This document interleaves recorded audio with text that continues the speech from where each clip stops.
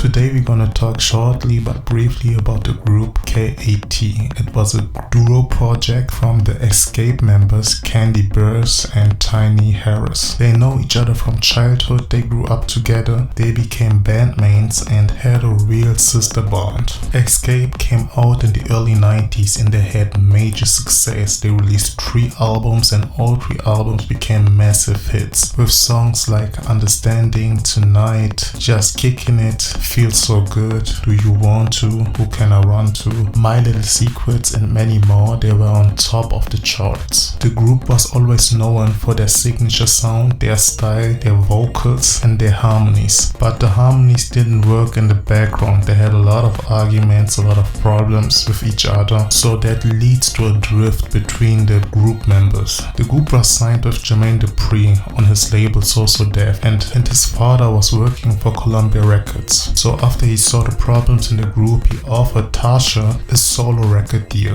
and she agreed. So before they started with the 3rd album, they renegotiated their deals. After the first 2 albums, they did not get a lot of money, so they wanted to make sure with the 3rd album they get the money they deserve. And the label promised them this time around that each member will get $1 million advance for the 3rd album. But after hearing that Tasha will leave the group after the 3rd album, they changed their mind, and according to the group members, they gave each and every member 200,000 K. Kandi always mentioned that the 3rd album was their worst album because they had a lot of problems in the group. They was not getting along with each other and it was just a stressful time. During the process of the 3rd album, Kandi bought a house. After she realized after the 3rd album there will be no Xscape anymore, she became a ninja. She was on a hustle mode and wanted to do money. Long before the group even know they're gonna break up, Kandi always knew she wanted to become a huge businesswoman. She knew always she wanted to have success with her music, with her business and her creativity. Queen Latifah was always one of her biggest inspirations. After seeing her winning the Sammy Davis Jr. Award on the Soul Train Awards, she knew she wanted to do more than just music. One day after the show, she started to write all her dreams and her plans on a vision board.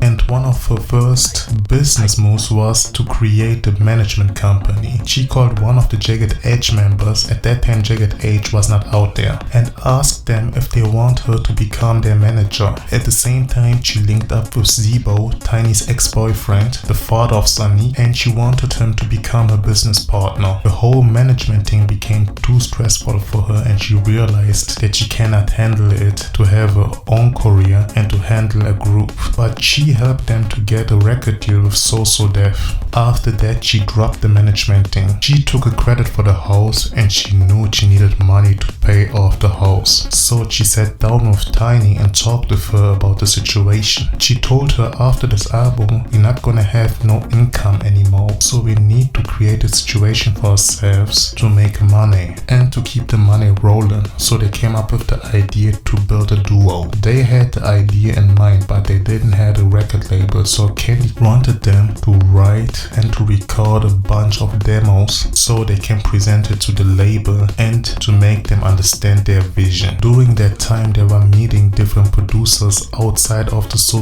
Def family and they met up with Shakespeare. They became like a trio. They did understand each other and the working process was outstanding. One of the songs they were recording was No Scrubs, and I think Shakespeare showed it Dallas Austin. Dallas Austin was so impressed with the song that he took it to L.A. Reid, and L.A. Reid wanted the song for TLC and the girls of TLC loved the song. So after Shakespeare heard that, he tried to talk with Kandi and Tiny, and in the beginning they had a little attitude about that. Both of them was like, that's our song and we do not gonna give the song away. So Shakespeare told them, listen, that's TLC, they are right now the biggest group in the world. If this song became a hit, it will change your life forever. And he was right. No Scrubs became a massive worldwide hit. They gained gold and platinum plaques, several awards, plus a Grammy, and it opened the door for their songwriting credits. People started to realize, oh, those girls can write hit songs. So after that, they went to Jermaine's father and presented him their project, but he was not impressed with the whole vision. He told them he will not support them and made them realize he will not let them go to other labels and present them this idea. In his mind, Tiny was the face and the most recognizable person in Xscape, and Kandi had the most unique voice. So he blocked them to realize that idea, but he offered Kandi a solo deal, and she took the deal because she always had her house in mind and she wanted to do money to pay her house off. That caused a drift between Kandi and Tiny, and it took them many years before they reconciled.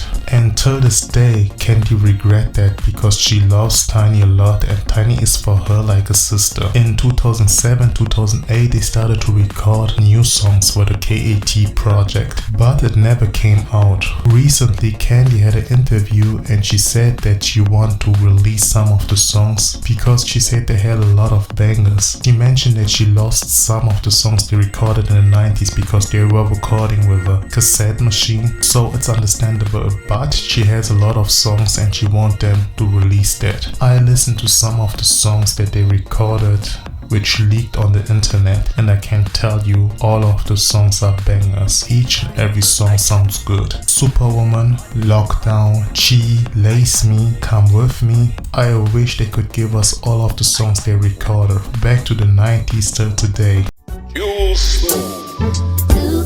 Real music.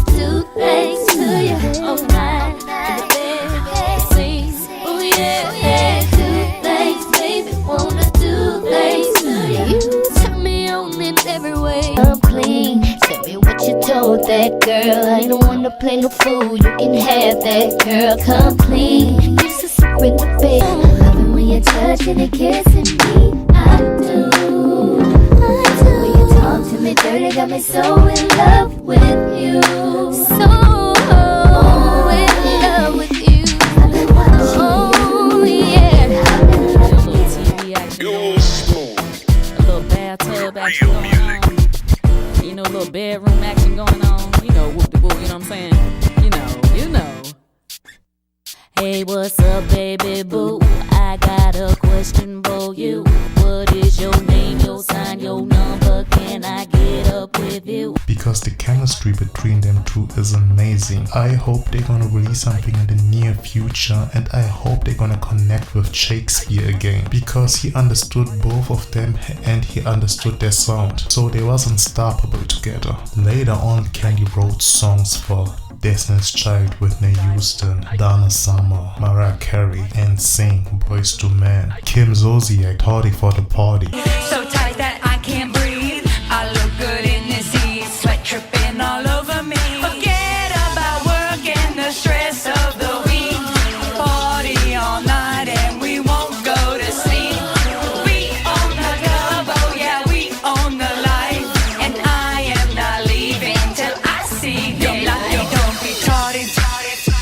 Let's celebrate. Yeah, it's my world. Okay, that's enough. I hope they will create some social media accounts and give us constantly new music or all the old music, because to be really honest, a lot of people will listen to their songs and that's extra cash for them. I hope you liked the video. When yes, leave me a thumb up, subscribe, leave me a comment. What happened to Kelly Rowland's group June's Diary? Click on the video box and watch the full video. We see each other next time. Bye.